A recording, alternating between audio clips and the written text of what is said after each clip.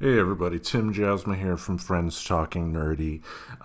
Instead of doing a regular show this week, we're going to be doing something a little bit different here. And this is an idea that the Reverend Tracy actually recommended I do at some point, and that's actually re-air some of our past episodes and have a little series from the archives. And I thought today, this week, for this episode, we're going to do that because as I record this here today for you, the news was finally announced that Roe versus Wade was abolished by the Supreme Court. And yeah, so pretty serious stuff here. In the past, a few weeks back, the Reverend and I did an episode about abortion and talked about some of the pros and cons of the issue that are commonly discussed. And it was an episode that both the Reverend and I were really, really proud of because I think, we took the time to actually explore the issues, talk them out in a reasonable manner, in a way that, a reasonable person, whether they're conservative or progressive, would potentially listen. So we're going to play that episode again for you here right now. Again, as we, both the Reverend and I said in that episode, we do not present ourselves, of course, as experts on the topic. We are simply bringing this information here to you as a way to start a conversation. And, with everything going on in the news, with the news that was announced today that will affect millions of women across this country, we got to fight. We have to know what we're talking about here. We have to study up. We have to fight. Again, thank you all for listening to the show here. Please take time to, listen to this particular episode here. And then when you are done, please go to the show description. You'll see some links to some charities that are going to be able to help people during this particular time here. So whether it be through a protest, whether it be through money, whether it be through volunteering your time, this is the time to do something. Women across the country need our help. Thank you again. You're listening to the Friends Talking Nerdy Podcast Network. Friends Talking Nerdy.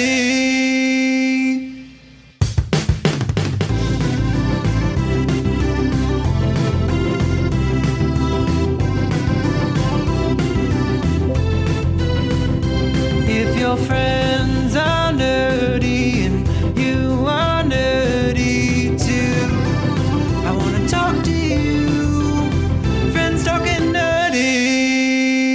Hey everybody, welcome to another episode of Friends Talking Nerdy, the 251st time I've ever said that. This is Tim Jousma, and joining me all the way in Portland, Maine, coming on back after a couple of weeks of activity, we have the Reverend Tracy. How you doing? I'm doing pretty great, Tim. I've kind of been really busy lately. It's just been interesting times, right? Because everybody's aware I'm a step parent. I moved across the country. And so things that even my friends ask me, when are your stepkids coming out?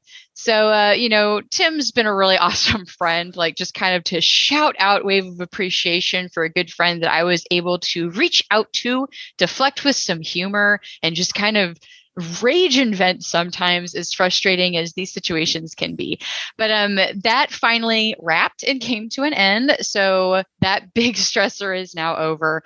So super, super awesome time. So thank you guys. For anybody who is just, it's not the same without the Reverend.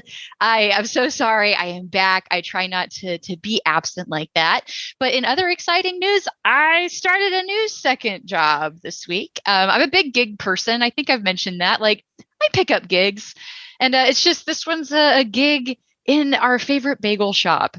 Yay. Which I think is really cool, like how it happened, by the way, because I think I just basically did the job equivalent of I think I've mentioned Gravity Falls on the show before. My brother got me into that show by saying that he believes that I am grown-up Mabel. And there is a line that Grunkle says about Mabel. that said, Mabel made pen pals with the pizza delivery guy at the 5 seconds he was at the door. And I basically did that, but with a part-time job. So we've been going to this place, and there's a lot I love about Maine, really, and a lot of it is like kind of the attitude. Like, I am a regular at places where people really actually know my name again, and I haven't experienced that since small town Texas land. So it's refreshing to be in a place that's not small town Texas land, but still has like that kind of good element. And, there's a worker shortage, and you kind of see it in the favorite places and the people that you get to know and get to like at these places and get on a first name basis with. And so it came to my attention is like, oh, wow. I mean, I've known for a while, right? Like, everybody's got their help wanted signs up, and it's, been mentioned. But there was one day where they just had to shut down like their entire sandwich making because somebody was sick. And she had just kind of said like, no, really, I have like, I think 4 or 5 people total that work here. And so, it gets really real when you become friends with people. And because, as we all know, our family court system doesn't go and make things cheap. So I could actually use some extra money in my household. They could use a set of competent hands who can be friendly with people and give them delicious bagels. So we came together, and I literally got the job application yesterday morning when the Mr. Reverend and I went to go treat ourselves to bagels because we are regulars here. And I filled it out while having some breakfast with him and dropped it off on the way into my other job. And then I had my first day today, which was total trial by fire. It was insane and busy, but it seems like it's going to be a good fit. It's very familial. We got to kind of talk and chat and get to know each other. So I'm pretty excited. Like, am I super stoked to be in a position to need a second job? Not super, but if the situation is going to be that you're getting to kind of just spend more time with people that you seemed to get along with in passing, like, I think that's my new favorite way to get a job. So I'll be doing that for at least a little bit, and hopefully they can hire some more like people who can be there more because my schedule is restricted. But hopefully the worker shortage starts to turn around and good businesses like this can get good people. Yeah, I don't like the term worker shortage because I think a lot of this is in the generalized scheme of things. I think what this is workers are finally finally standing up for themselves. And the biggest offenders here when it comes to employers are your big companies, not your mom and pops. Unfortunately, they're the ones that are going to be doing some real suffering in this as kind of an offshoot for the crimes of like an Amazon, a Walmart, places like that. Right. When I say the term worker shortage, it's more like supply shortage. Does that make sense? Like they do not have the workers at these places. So just to preface that, just in case that means anything else out there, when I say worker shortage, that's my meaning. I'm unaware if this is some hot term that like has a meaning that I'm unaware of. It may. I don't know if it's a talking point word. It's just, to me, it makes sense. You have a shortage of workers, and that's going to affect things like your store hours, like being able to serve certain things or have certain items or certain, services. So I guess that's more of like my meaning of it when I say it. Yeah. I mean, for me though, I'm the cynical guy who, toiled under a big corporation for a long time myself. So it's kind of like what we talked about with TNT. Like what I'm seeing right now is that when it comes to like the phrases like worker shortage, it's kind of like the last episode of the season 1 of F is for Family, when the guy who owned the airline, said on the news that these poor workers are preventing you from going home to your place. And that's a lot of time what we're seeing, like the CEOs of like McDonald's or something like that coming out complaining about worker shortage, yet they're collecting all the money while the workers are getting treated like garbage. That's not cool. Right. And it's not the mom and pop shops that are doing Exactly. So so it kind of makes this interesting competitive thing. It goes back to, I think I've shared on here before, maybe we don't need Starbucks right across the street from each other and McDonald's right across the street from each other. Like maybe one's good And if it's busy, they can go to other places. Yeah, you don't need 7 McDonald's in a 2-block radius or 7 Right. Starbucks. Like that is the weird thing about the West Coast compared to Grand Rapids. There are more Starbucks compared to churches. Oh, yeah. I was actually talking about, like, I think I've only seen 3 Starbucks, and there's only 2 that I think that are actually drive-throughs. So one's like plugged into a store somewhere, I think. But yeah, it's still interesting to be like, it's such a lack of coffee places over on this side of the world. But how's your week going? Oh, really, really good. We did hear some wonderful news for the podcast network. We actually have a new show that has joined us. A gentleman by the name of George Soroy has a podcast called Excelsior Journeys, which has joined the Friends Talking Nerdy podcast network. I'm really excited about that. Me too. I had nothing to do with this. Yes. Yay. I mean, you did let me know, of course, but Yes. So definitely excited to, get to know him some more. I already let him know that, we are at his disposal. If he needed, help from us in terms of like guesting on his show, we would do that. He can certainly guest on our show. Like the whole point of the network in the first place when we started it up was just as a way to support each other. Like we have no illusions that our podcast network is similar to something like NPR or something like that. All we are is just, people who love podcasting, and now we got someone else that loves podcasting that hopefully together we can work together to build our audiences collectively, because I think there is something in numbers together. And for me, especially in an artistic situation, when you're doing something creative, why go the negative route? Why don't you work towards building other people up? That is the best thing. That's what you're supposed to do, and I'm glad we can do this with the show. Same. And I'm excited to, I don't get as much time to listen to podcasts as I used to. I don't listen to ours, and Tim already knows that, but that's okay because I was here. But hopefully, like, I can find a little bit of slice of time to listen. I've actually even taken a little bit of a break from my news for a little bit, and I honestly think that's still a nice thing to do from time to time, especially because really a lot of the high ends are updates on Ukraine. I just kind of decided to take a little bit of a minute off, but also just still getting back into the rhythm of normal life. Yeah. Speaking of that too, I am still on the final days of surgery recovery from my vasectomy, and that was an interesting experience. Oh, yes.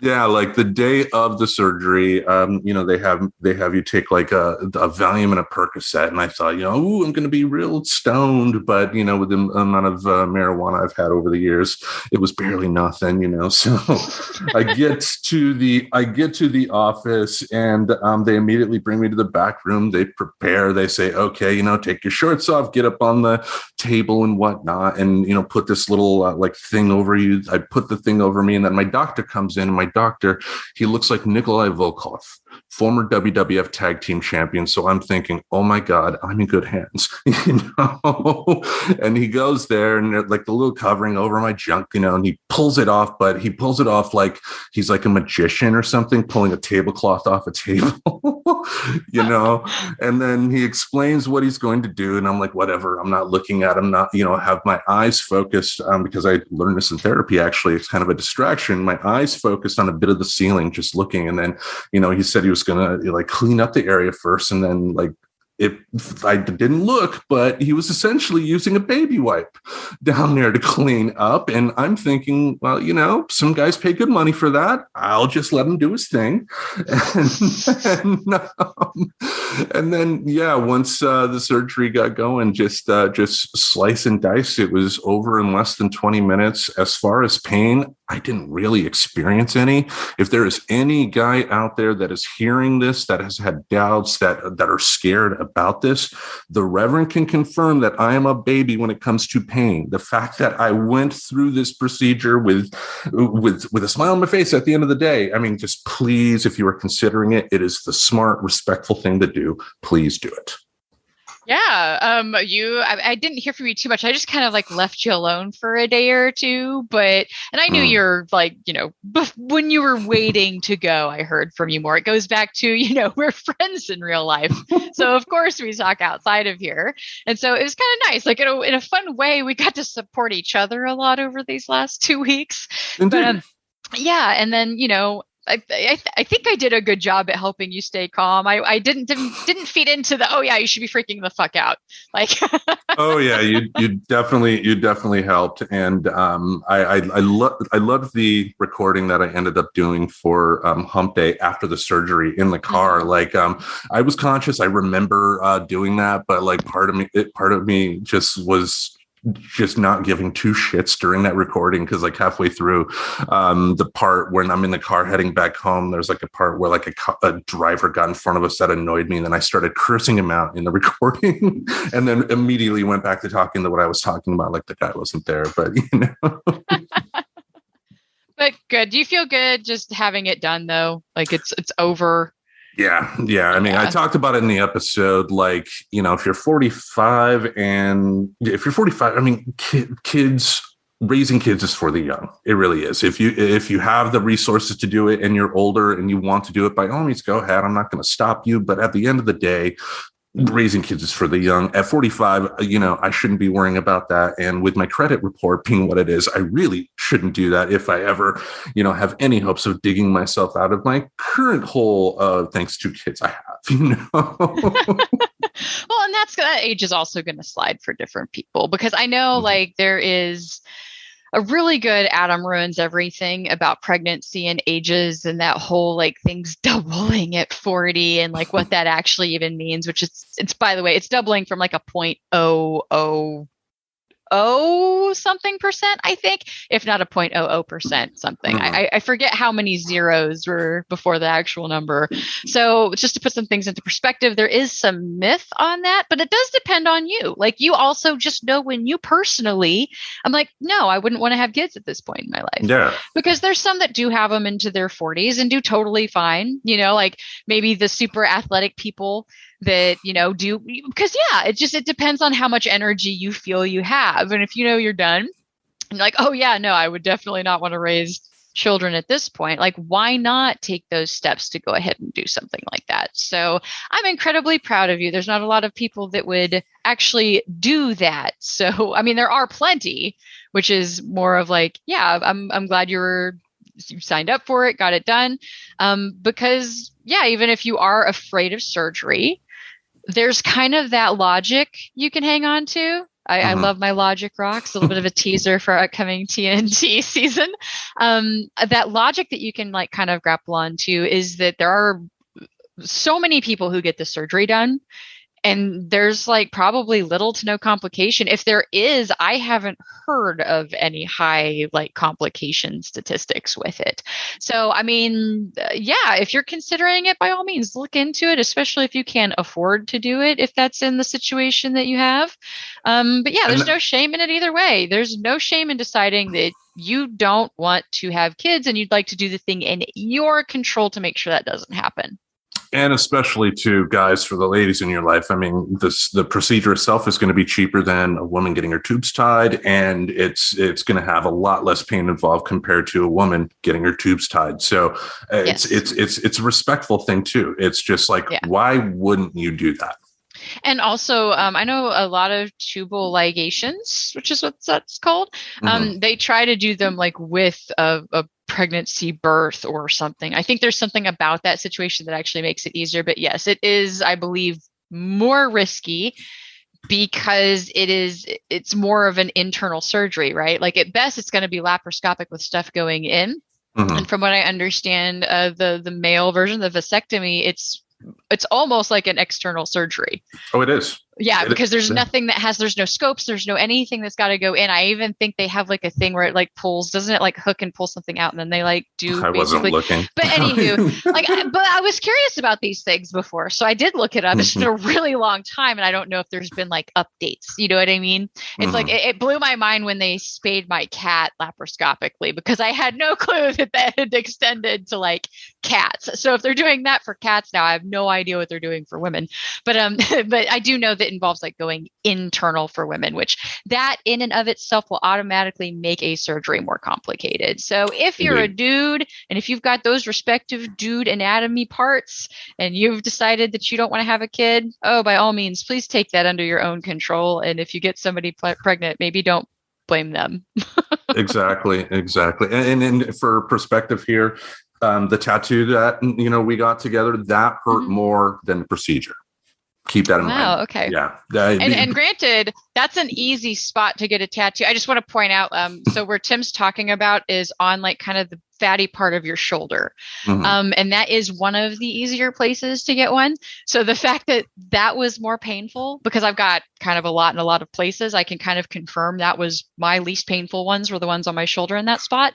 Yeah, that seems like it was probably pretty simple. It almost sounds like getting my IUD probably hurt more than your vasectomy, which is interesting now that I think about it. Yeah, I mean, they really the only honest thing that hurt during the procedure was the medicine that they used to numb the area, because when they initially put that in, it really feels like a kick in the nuts. Ooh. But within like 5 seconds, it's gone and you don't feel anything. So yeah, that was that. And, so that is complete. And I'm for the most part healed apart from a few tender spots. So yay. Let's start the show this week. We wanted to lighten things up this week and talk about abortion. So somewhat related, speaking of like the general conversation of what to do, like basically contraceptive type stuff. I mean, granted, not a lot of people really like to consider abortion a type of contraceptive, but it is technically something that you can do if you do not want to have a child. So kind of related to what Tim was going through this week. Yeah, and the whole idea behind this too. I mean, obviously, we'll say from the start, we're not proclaiming we are absolute experts in this. We only bring this information up as a way for you, the audience, to take the ball and dig a little further. But I know growing up in, like as a kid in the Christian circles that I did, there was a lot of miscommunication about abortion. And I think, once I started, getting actually clued in about, stuff like that, I felt stupid, when I was older, at how easily manipulated I was by that community, and having said this, I want to make it clear, this episode is not going to be dedicated to bad-mouthing Christians out there. We're not going to do that. This whole thing, again, is just kind of a abortion 101, talking about some basic facts here. And the Reverend has done some wonderful research this week. Yes, I'm a pretty big fan. The Britannica, so the encyclopedia people, they do pages. And we kind of used this page once before, too, if you recall our should we legalize marijuana conversation, but kind of going a little bit differently this way. But I think it's cool to go through there and read what are considered the top pros and cons as far as should abortion be legal or not.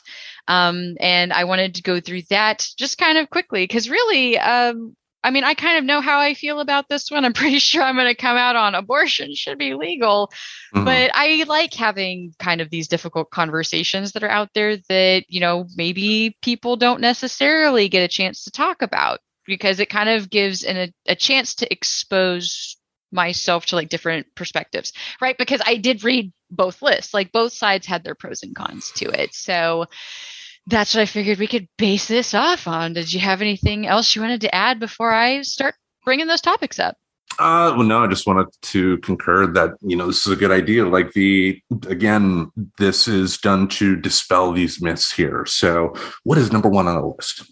So, and I'm not necessarily doing these in the order of the list like I did last time. I just kind of went through and let it kind of guide me to like, all right, what are the kids saying these days about the old A? So one of the big pro con, and I'm really just kind of comparing them because, a lot of the times the pro side has kind of a con that's counter to it. So I thought it'd kind of be easier to talk about it that way. But one of the biggest arguments, which I'm sure we are all super crazy familiar with, is the big question, when does life begin? / what does big G have to say about things? Because that is kind of the big deal, whether you're religious or not, right? Because it's whether or not does life begin and does this human have a right? Because, we like to talk about when humans get rights, correct? So do you get rights when life begins? And if so, when does that technically happen? Or does God says we shouldn't do it, right? Is it at conception, or is it once they are viable / able to live on their own? So it just answers the question, is it murder or not, right? And a lot of people kind of go back and forth on this, because that's one of the big ones, is, are you murdering somebody technically? An interesting little today I learned tidbit when I was reading all about this is there's studies from the Pew Research Center that show that Jews actually overwhelmingly support abortion rights. And I learned that apoplectic means really angry. So going into that part of it, there was a Chicago-based rabbi named Dana Rutenberg that talked very openly about this when I was looking into it. And she said, it makes me apoplectic. And basically she's talking about the interpretation of abortion. She goes on to say, most of the proof texts that they're bringing in for this are ridiculous. They're using my sacred text to justify taking away my rights in a way that is just so calculated and craven. And Rabbi Rutenberg takes issue, basically. She's talking about how conservative Christians are pointing to Psalms as proof that abortion should be illegal. Yeah, so I thought it was really kind of interesting to read, because when you think of like the more conservative of like the branches of Christianity and God and all those sects, I would say most people would think that Judaism, the Old Testament, was a bit more strict than the new. So this was honestly something I learned, was that I didn't know that there already was kind of this discussion in at least Judaism that had decided that that's not when life should begin. So across the country, as a wave of anti-abortion legislation reinvigorates the fight over reproductive rights, there are Jewish leaders, activists, and women that are speaking out in favor of a woman's right to choose. Like they shouldn't be using these texts to justify it. It's not just that the U.S. shouldn't be deriving law from poetic language, which is something else Rutenberg was expressing. It's that the Jewish tradition has a distinctly different reading of the same texts. While conservative Christians use the Bible to argue that a fetus represents a human life, which makes abortion murder, Jews don't believe that fetuses have souls, and therefore terminating a pregnancy is no crime. So I thought that was a really interesting thing to learn when I was researching the when does life begin and is this murder question. Yeah, it really has only been since at least the late 70s, early 80s that the whole idea of abortion being solely on the Christian conservative side of things really happened. And, you know, we can thank Jerry Falwell for that, because in the past, religious wise, it was really only the Catholics, if I'm not mistaken, that, you know, were truly, you know, you must not have abortion under any sort of circumstances before that. But Jerry Falwell, in his way, and he was successful at it, doesn't mean I have to like it, but in his way to use the evangelical Christian vote as its own little political force, he had to have something to kind of get them all together. And what's the easiest way to get people together? The children, you know. So if you do look back on the history of how abortion became such a prominent issue in this country, you're going to see religious people along the way that are taking Bible verses that they know that don't relay anything to their message. They're going to use that because that's what they do. They're hucksters, you know. For those type of people, Jerry Falwell type of people, not all of them. There we go. We do try to take the mentality. It is the way of the Sith to speak in absolutes. So Indeed. I'm not trying to say anybody is bad. However, I don't know. It's kind of interesting to read this interpretation, because when I think of Christian conservatives, I think of how, you know, we do have a political party who is very much in the Christian conservative realm. They're very open about it.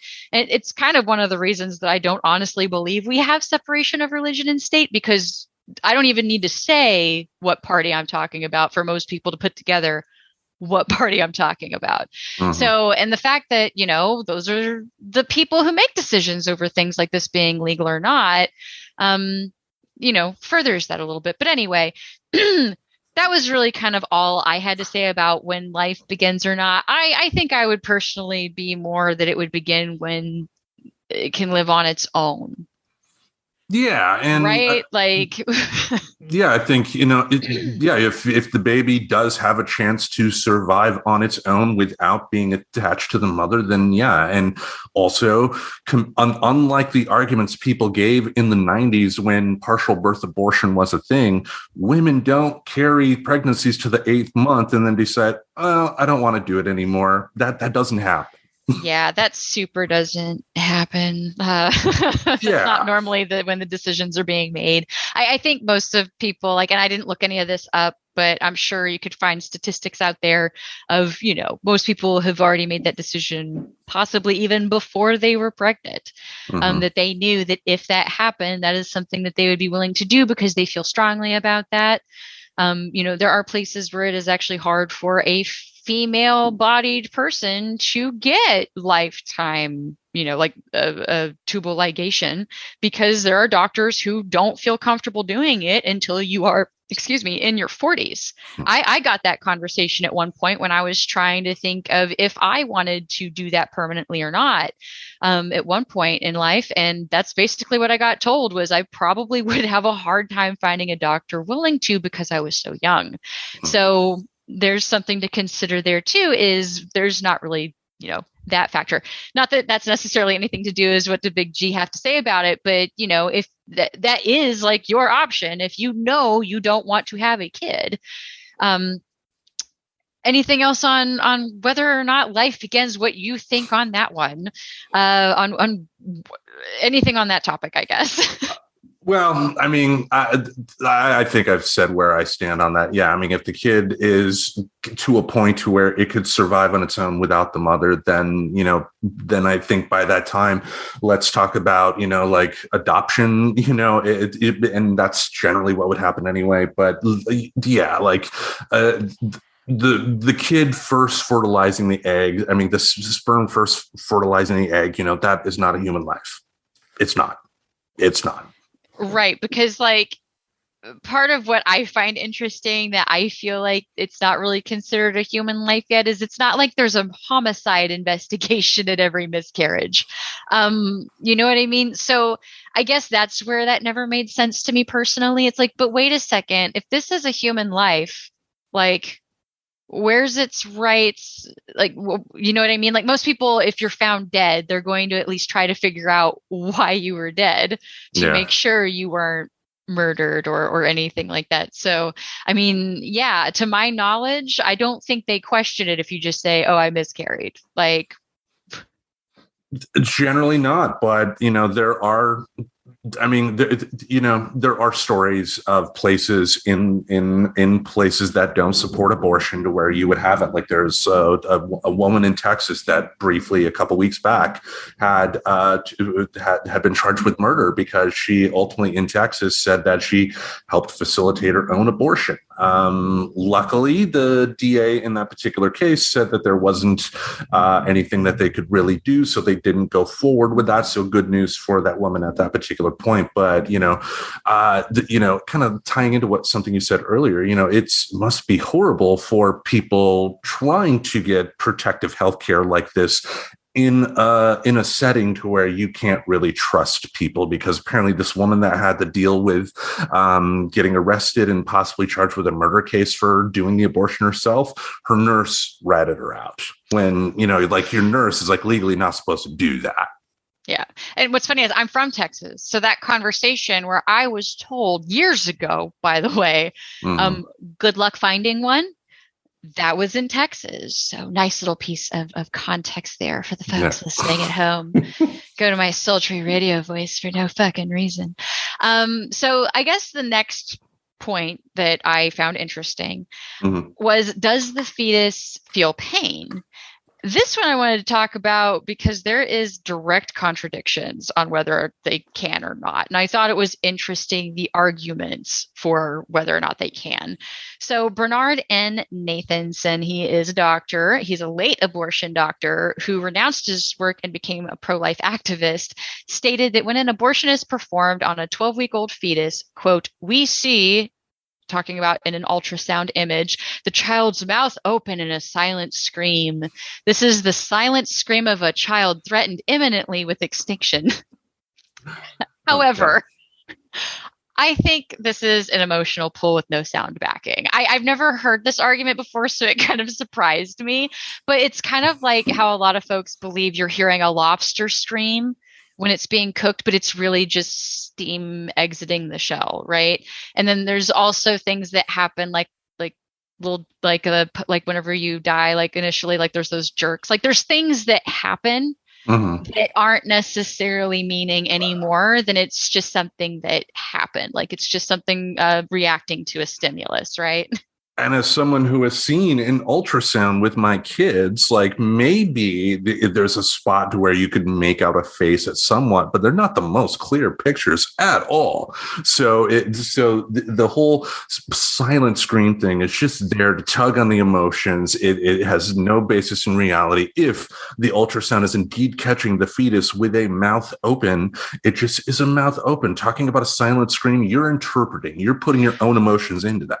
Exactly. And now that also doesn't mean that it doesn't happen though, right? It's just it's a way to interpret something that you're watching. You're definitely seeing some kind of cause and effect, whether or not it's no different than if you touch a certain tendon in one part of your wrist that you can move the end of one of your fingers. Like I don't know if you guys ever played with that when you were a kid, but things have cause and effect in the body. And it would be different if there weren't scientific findings. So I found real doctor findings. According to a review by Britain's Royal College of Obstetricians and Gynecologists, I knew I was going to struggle with that word. Most neuroscientists believe that the cortex is necessary for pain perception, and the cortex does not become functional until at least the 26th week of a fetus's development, long after most abortions are performed. This finding was endorsed by the American College of Obstetricians and Gynecologists, which stated that there is no legitimate scientific information that supports the statement that a fetus experiences pain. There are actually a number of other studies that seem to back the side that the fetus most likely does not develop the ability to feel pain until well beyond the point of abortion. And there were more actually referenced right there in the pro and con that we'll end up sharing. That is something I love about the pro and con list that they do, is they do try to give you a really good reference to go and find the studies that they're talking about. So I would say if your question out there is whether or not the fetus feels pain, I think we have reason to believe that it doesn't. That's honestly not a question I've asked myself. That was kind of a discovery that was one of the top pro-con arguments. Yeah, I mean, I don't know how to, just with my thoughts on abortion being what they've been firmly in place for many, many years. So like if there was a situation to where one magical kid of mine magically occurred within the next couple of weeks, I wouldn't have an issue with that because, I've already decided what I thought about it. But, it's like, you got to follow the science here. You got to follow the logical science. When you have a doctor that is, talking about emotions and trying to elicit emotions from you, doctors don't do that. They shouldn't do that. It's just once you do have that emotional heartstring push, you should really question the integrity of the person bringing that to you and question their message as well, and like it's, they don't feel pain. Like a 7-week fetus in your belly. But now that it's been proven, though, because we have to keep in mind, like some of these things are just by what's observation, right? Like we used to not really believe that germs existed, but then whenever we started to be able to like get into microscopes and seeing them on a level, like you can no longer say that doesn't exist. Right. So I totally do understand being a human that looks for faces and things, that if you saw that action, you could totally relate that as something being in pain. But it does kind of seem that there's a lot of evidence out there that that's not really a thing that's happening. And you know what? We'll always keep in tune. But I guess with everything that's out there and available today, it seems like that's not the case. Indeed. What is the next one on the list? Yeah, the next on the list. And this is more something to talk about. I did not really feel right trying to find like facts on this. And it might not even be a long point of conversation, but the idea of, is aborting due to a profound abnormality okay, or is it discrimination?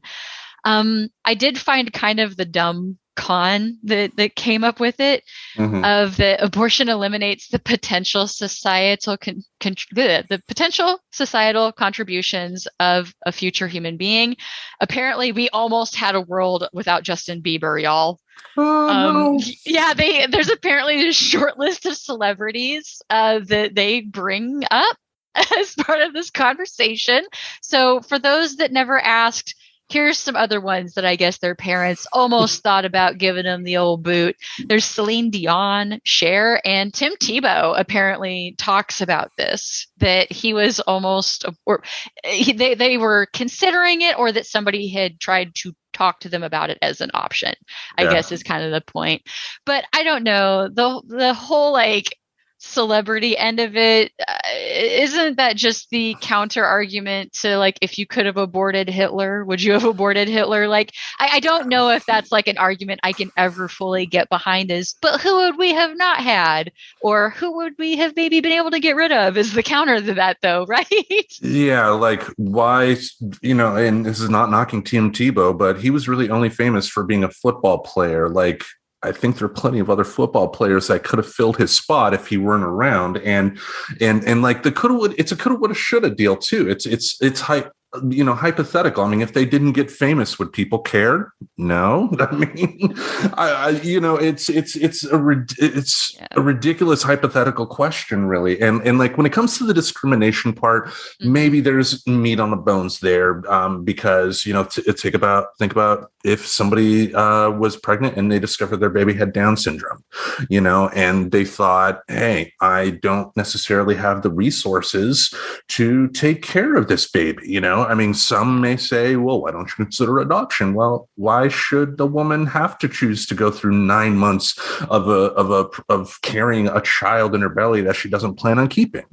If she wants to, sure, that's on her. But, just force, it's because there are also things too, to where you can do like a DNA test and find out ahead of time too. And then there's the talk too of like designer genetics, like if of a future to where you could kind of like weed out like bad genomes. Oh, this kid has a potential for Down syndrome. Let's just take that little part out and boom, you got a baby. And we're kind of close to that. There's a lot of ethical discussion on that though, because you'd mentioned kind of the idea of the designer baby.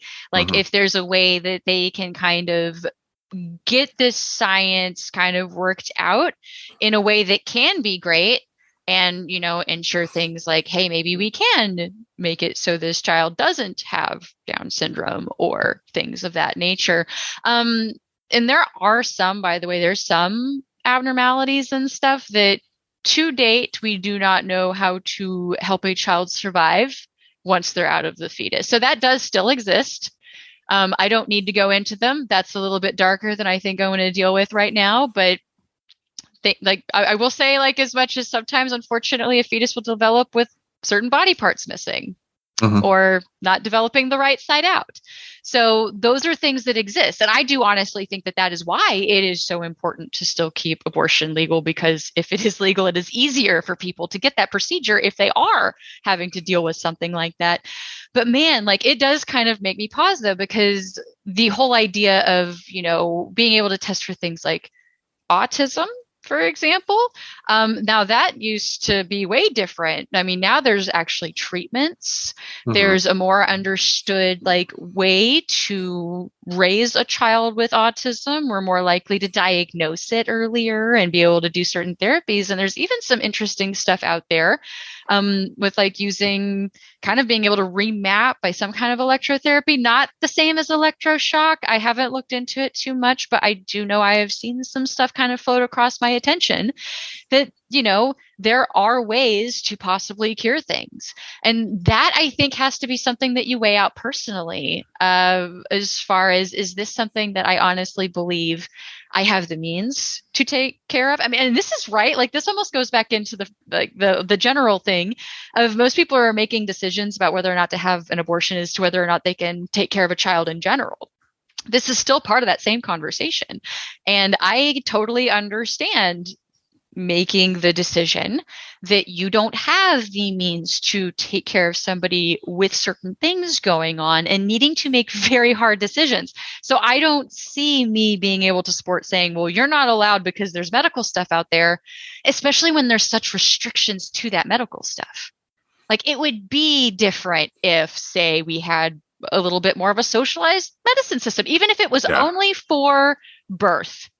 If it was only for intervening children and making sure that they could live like through anything that, you know, would be on the short list of, well, if women would want to get an abortion for this, and this reason, but we have cures for it. Okay, if that world existed, I could kind of see that argument a little bit better. But I just don't think that it is strong enough to say that we should make it illegal for everybody. I get where it would make somebody maybe take a pause before they made the decision based on that, but I'm just not sure for me that's just a decent enough reason to say nobody should ever be allowed to make this decision, because we don't have a system that would support helping them to get through that hardness. And there's a part of me, too, that thinks this argument is kind of another one of those like conservative manipulations, too, because at the end of the day, this is just a conscious matter. You know, if a woman decides to have that abortion because a kid has Down syndrome, for instance, that is on her. That does not mean she is trying to discriminate against each and every person with Down syndrome. She is assessing what she can do as a parent, and she has every right to go in. So, you know, this idea of that there are groups of people that, you know, will like look at an ultrasound of a baby, and if it doesn't fit their idea of perfection, that they will, you know, like get it cleared out and try again. I don't know if that's even necessarily the case. You know, a lot of times I'm sure there are cases that could be pointed out. Again, no absolutes here, but I think more than anything, I think this is an argument not told in the best of intentions, if that makes sense. Yeah, I also wonder about that, because it goes to, generally speaking, people who support making abortion illegal tend to be of a certain political party that also tends to be anti-socialized medicine. So it just doesn't jive for me. So I kind of understand that where this might be think of the children thing. Like, and by the way, when we say think of the children, we are kind of talking about maybe you don't really care about the kids. Maybe you're just trying to play on emotions, because I don't like emotional manipulation. Personally, I like logic and facts. And that's why, like, I might like make a lot of jokes that I'm mostly logic rocks at this point. But, you know, so to me, it was interesting to read into, but I'm just not sure that it needs to be a reason to make it not legal. I think that's more of still, you need to make a personal choice based on your resources, your beliefs, and, you know, what knowledge you have on you, right? Because that's really all you can do. It's like, I've had conversations with my stepdaughter because, you know, they're a Christian. And, you know, tough conversations happen as they get older. And I'm going to give it out there to anybody who's a Christian. It's like, hey, you have to kind of talk between you and Big G and know what's okay. Like, you need to have that conversation yourself. Like, you're not in a religion where you don't believe that you can, and you just need to feel good about your decisions. So, right. Indeed. What is the next one on the list? All right. The next one I wanted to talk about because it was interesting. I love the ones where there are direct countering information and digging into them. And it is long-term damage to the mother, particularly in regard to future pregnancies. I did want to look into as far as if it's safe. I learned the risk of dying from giving childbirth is around 14 times higher than from having an abortion. And the mortality rate of a colonoscopy is more than 40 times greater than that of an abortion. Oof. Isn't that nuts? Getting one, man. A colonoscopy. Well, but that's just, colonoscopies aren't that high of a mortality rate. It's just more of that sticker shock. It goes back into the thing I mentioned earlier of, oh, well, after 40, you double your risk of, well, what are you doubling it from? So it is still 40 times more dangerous to get a colonoscopy than to get an abortion. The Mr. Reverend has had one of those, so just to put that into perspective.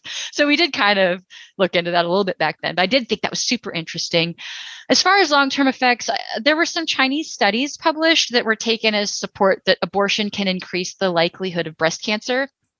But then the National Cancer Institute, the American Cancer Society, and the American College of Obstetricians and Gynecologists basically all turned around and refuted that claim. So when I looked into it, basically that's what I found was, yes, there was, I guess, some studies out of China in Asia, and then there were a lot of counter studies that have kind of said, not so much the case.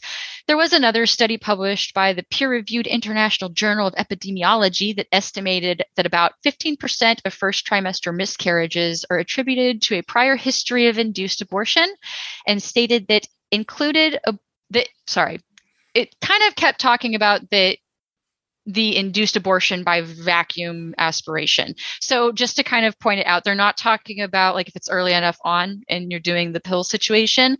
These studies were talking about like it is later and you have to do like the vacuum aspiration where they actually go in. But anyway, so they kind of associated it with a risk of first trimester miscarriage in a subsequent pregnancy. I did dig a little into the study, and I found it interesting that it referenced a Danish study in its own summary. However, it's mostly focused on, like I said, the vacuum aspiration procedure. And when you consider that this is a trauma to the organs involved, to me, it kind of makes sense that it would increase the likelihood. But another notable note is that the demographics are mostly similar until you get to family income. Those who had an abortion previously were a lot of lower, the statistics where they were more lower income people. And there are other studies that have attributed miscarriage or spontaneous abortion with lower income households, which actually makes me wonder if that's more of the factor than it was of actually having an abortion, right? Because you go into, that's what stinks about studies sometimes, is they can focus on one thing and it can kind of make it look like it is related to that. But then there might be other studies. But if people who are in poverty are having higher abortions and or higher miscarriages and are also more likely to have an abortion, so of course that would factor in that more of them would have maybe been impoverished or had a previous abortion. I do have a link to the article where it talks about some of these studies that we'll definitely include. Yeah, and it's interesting that note that that the poor people, it's once again, if healthcare was equitable in this country, we wouldn't necessarily have to deal with this type of stuff. But also on the flip side too, like if you do have a medical procedure, that does put you at some risk for other things down the way. I mean, that's just par for the course. I mean, the body is being attended to in ways it normally isn't. Like look with my surgery. I mean, that didn't happen to me every day, and who knows if complications could potentially arise from that. So, like going into the doctor, there's always going to be some sort of a risk. So, it's unfortunate that it does affect. In some particular cases, it sounds like the chance for some women to have a successful birth after the fact. But again, it's medical, risks happen. Yes, but you also, and it just goes back into, well, which one is it? Is it the poverty or is it the prior abortions? Because that would be something you would need to know going into your study how to factor for it, and you'd have to have a separate pool for poverty, no prior miscarriage, and then. And it would be interesting too to find out, just how much those poor people in that study had like sex education training and access to prophylactics, whether that be a condom, birth control, IUD, or anything like that. Because again, thanks to religion, lots of people think they don't necessarily have to have that, or they've not been raised to really understand it. Right. So the last major pro-con thing I wanted to go into that I felt they kind of countered each other well was psychological damage. One study claims, quote, young adult women who undergo abortion may be at increased risk for subsequent depression. However, I immediately questioned this, as it typically takes from 1 to 9 weeks for the HCG levels to return to zero, which that's human growth hormone. It's a hormone that can affect depression. I think you get where I'm going with this. These hormones are still going to dump from your body, even if you've had a miscarriage or an abortion. Like just to throw it out there in the world of being clear, I've had a miscarriage once before. I did experience that kind of almost not postpartum levels, but a dump afterwards, even though like when it happened, I didn't fully accept that that's what had happened, if that makes sense. I was in a little bit of denial, but unpacking it years later and thinking about like kind of how I felt immediately after, it kind of did make sense to me. And when you think of it that way, it does make sense. I did find a pro-con blurb that kind of summed up the counter for this best, though.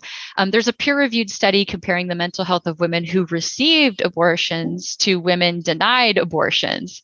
And they found that women who were denied abortions, quote, felt more regret and anger and less relief and happiness than women who had abortions. The same study also found that 95% of women who received abortions, quote, felt it was the right decision, quote, a week after the procedure. There's studies by the American Psychological Association, the Academy of Medical Royal Colleges, and researchers at Johns Hopkins Bloomberg School of Public Health, and they all concluded that purported links between abortion and mental health problems are unfounded. So it actually seems like when all was said and done and the dust was settling on this one, that it caused more damage to deny someone the ability to make the decision than allowing them to do it. So I'm not even sure there's much more to say about that. Like it just kind of, yeah, it did kind of make sense because to me, of course, you're going to feel something of a hormonal shift. And sure, there might even be some doubt and regret in a sense, but it goes back into once the hormones fade and it settles out, it does seem like most that do it seem kind of fine with the decision that they made. Because again, this is not like blowing your nose, okay? Like if you make that appointment to go see the doctor, you're doing it for a purposeful reason, you know? So why would anybody that consciously chose to do that be upset by it? It's not like a drive-through service, by the way. Like you go, you have a conversation with a doctor, they look in and look at your body. Like I don't know anybody who has ever walked into a doctor's office and had surgery the same day. Abortion also does not work that way. So just going to throw that one out there. And then I had just two cons that I wanted to bring up out of these lists.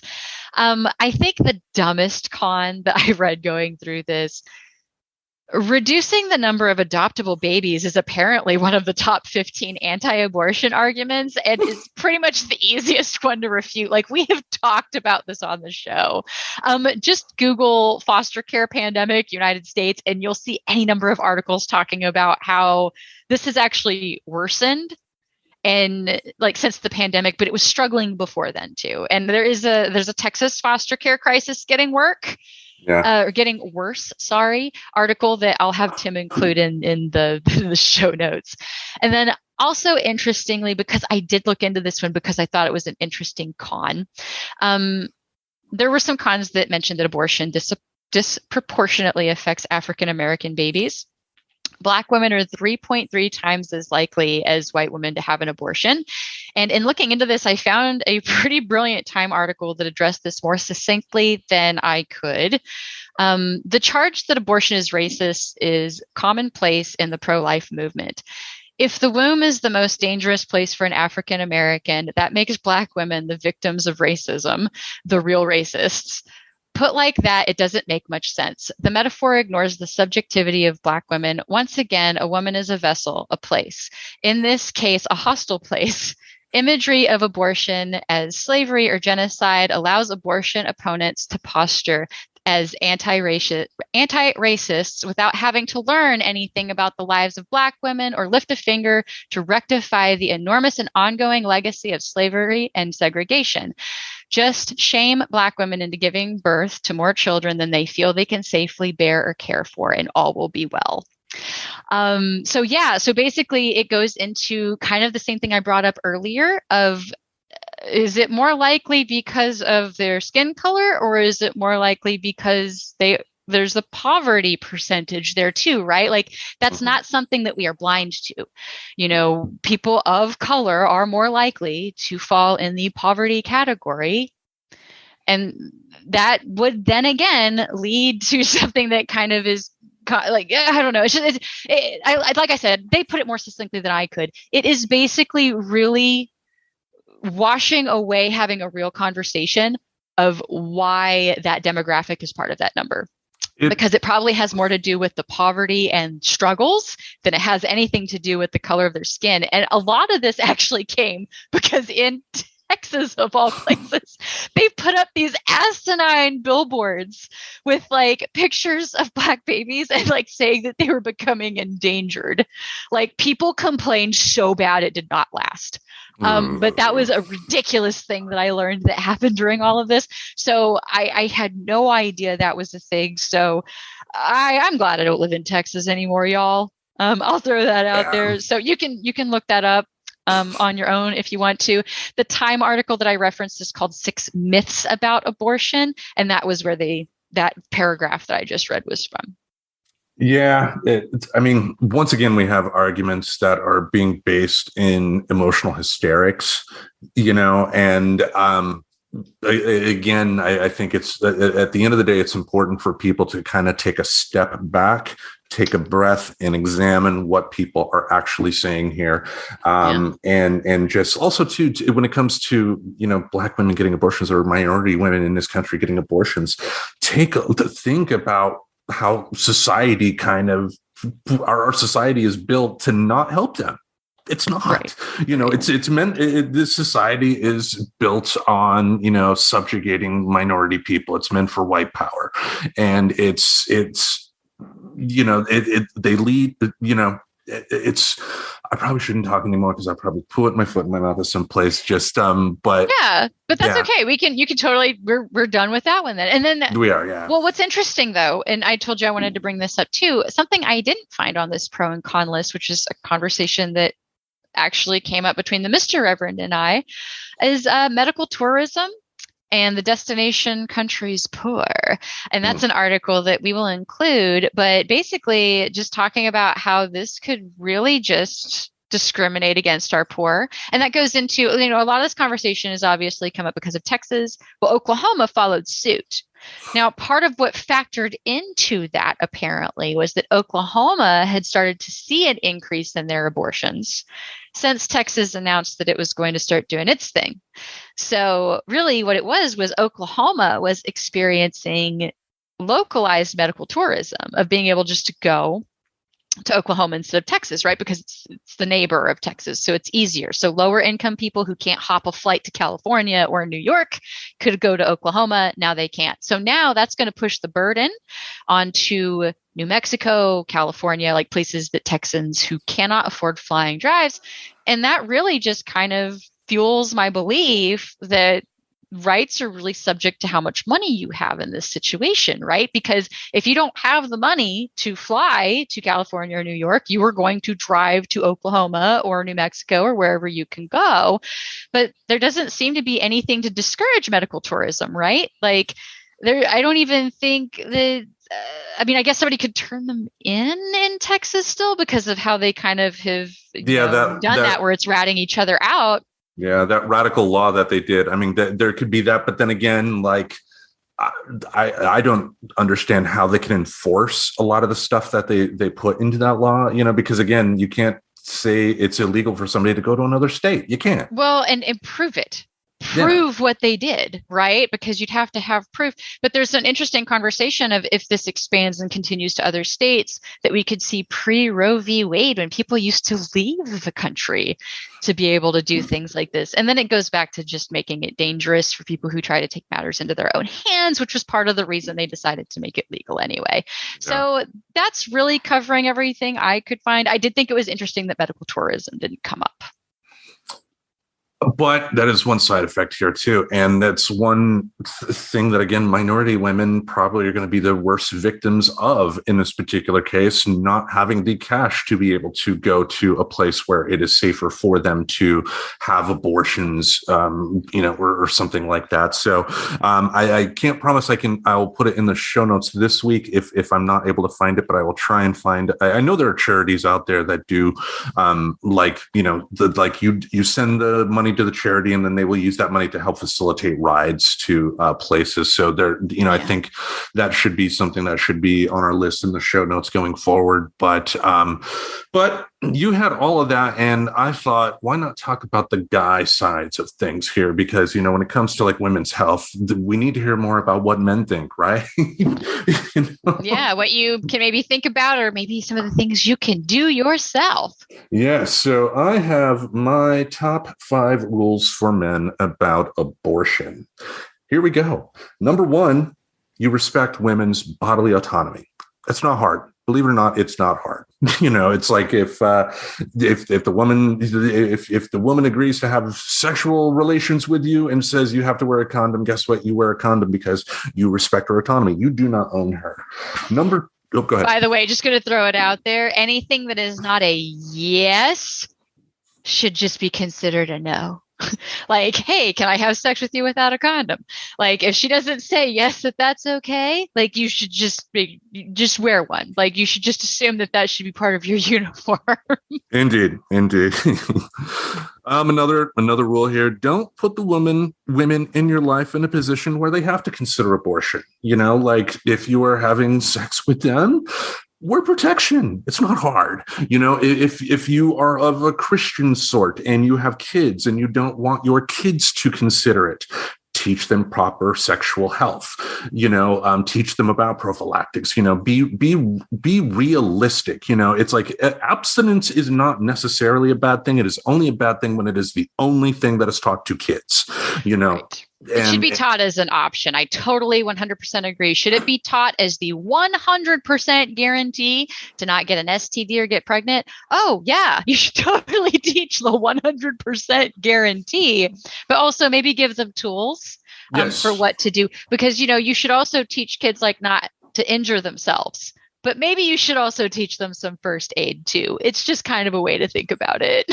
Yeah, because even kids get to the point where curiosity and touching and feeling could turn into something more like that.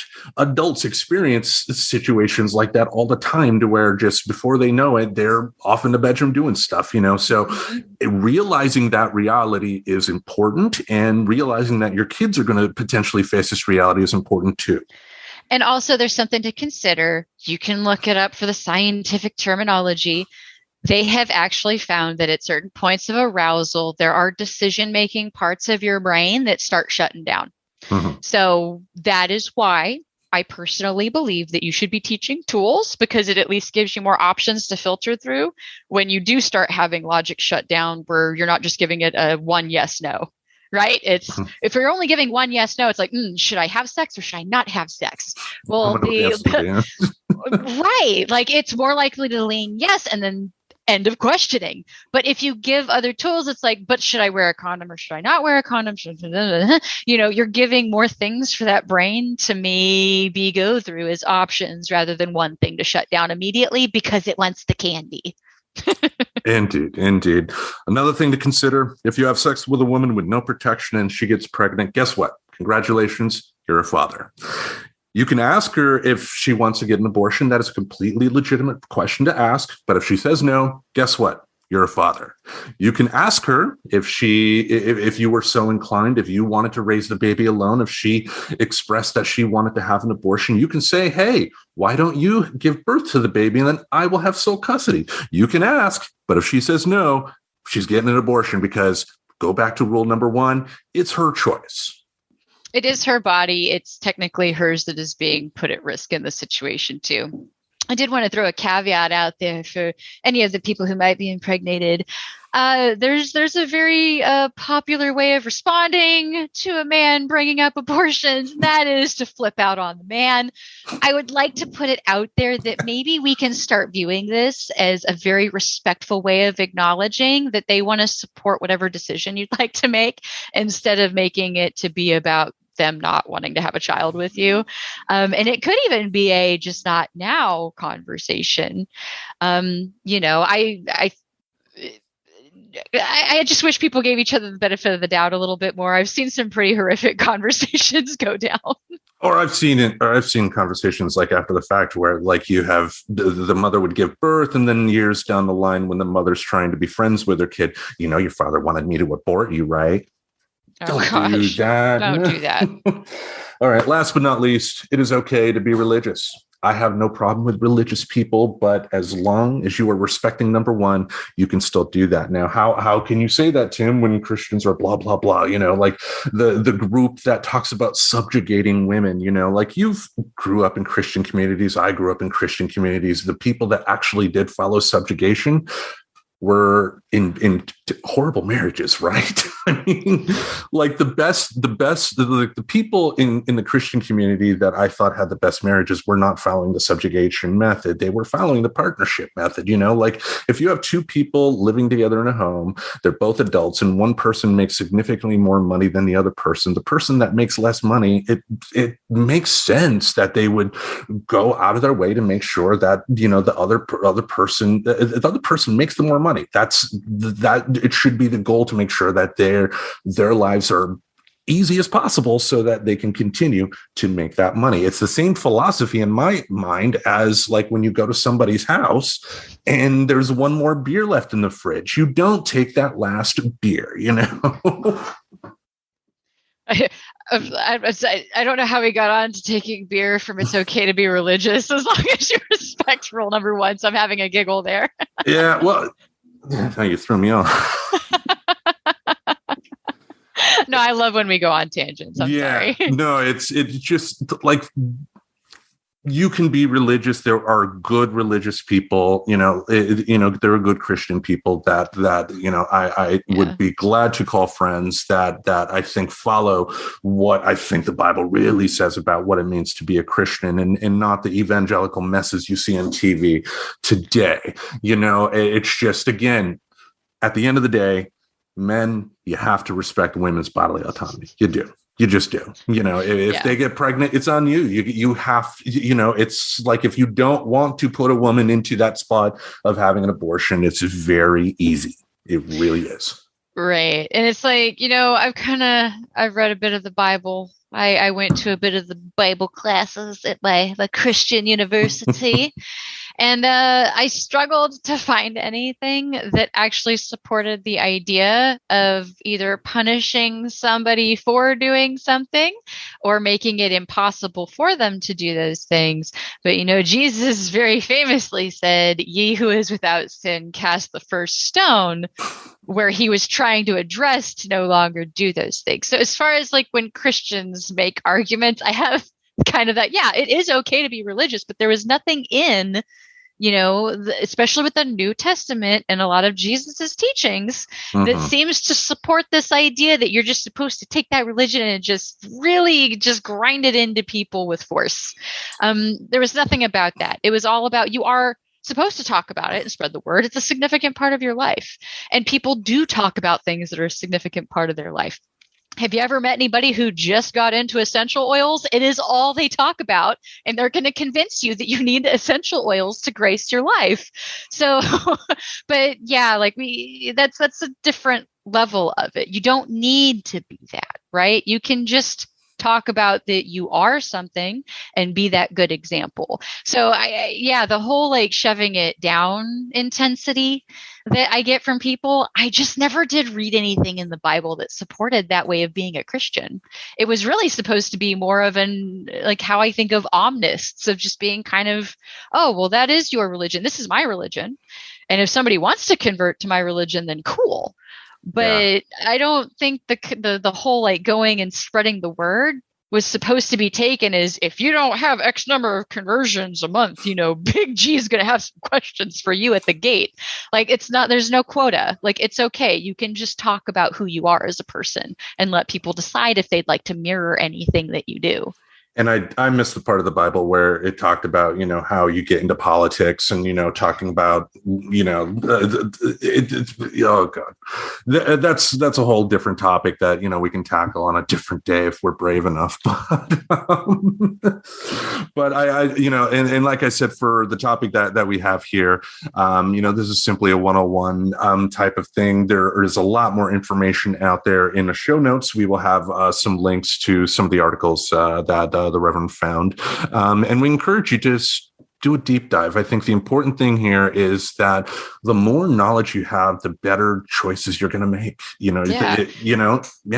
Well, it's funny. It's like I like that I challenge my views because it makes me more secure in them, right? Like I went and I read some very interesting things that gave me pause, but overall, I don't feel swayed. I don't feel that it changed, and that's okay. I just feel more confident in that now because I think a lot of the reason people get so upset and hot and bothered is I personally, this is a humble belief of mine.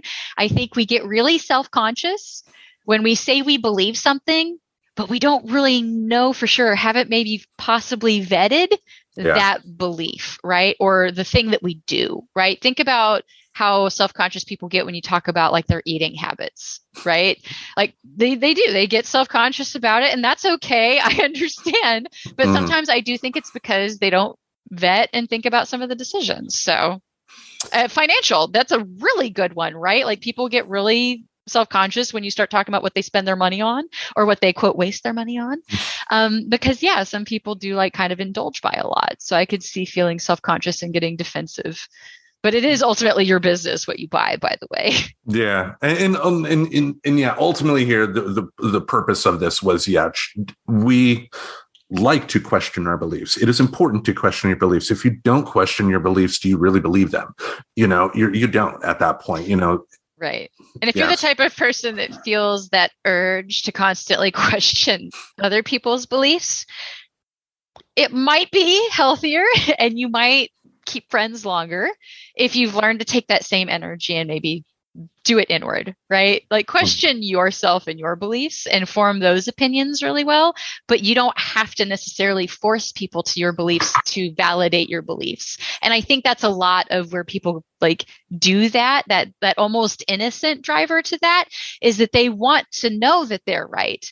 But I think sometimes it just kind of takes this weird toxic twist and then you end up just kind of losing friends over and over.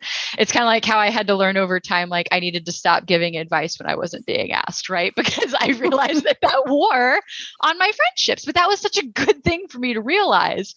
So if you are that person and you feel like you lose a lot of friends over your religious conversations, I just wanted to throw it out there. Take a minute. Think about it. You can research things. You are allowed to change your opinion. You did not come out of your mother's birth canal going, you know what? I think I'm going to be pro-life. You didn't always think things. You developed things, and therefore you can evolve thoughts too. And I think that's really like why we like to have these conversations. Indeed. And at the end of the day, Christian folks, be more like Mr. Rogers, less like Jerry Falwell. I think the world would be a much better place if religious folks in general, or just people in general, follow that mindset, All right. Reverend, I think we're done. I think we just like both nodded at each other. I was like, yes, I think we've covered this topic, and I think we're ready to maybe say goodbye for another week. All right. I think that's a good idea. So let's wrap it up here. Again, thank you all for listening. We have a lot of shows now on the network, whether it's Friends Talking Nerdy, Hump Day with Tim and the Professor, the TNT Review. We now have Excelsior Journeys with George Soroy and other ones on the horizon. So definitely excited for that. So keep on listening. And folks, every Saturday, we're going to have something in this podcast space to entertain your ear holes. Until we meet again, we bid you adieu. Bye-bye, baby. Subscribe to Friends Talking Nerdy on iTunes, the Google Play Music Store, as well as Spotify. Remember to support Friends Talking Nerdy on Patreon. Goodbye, darling.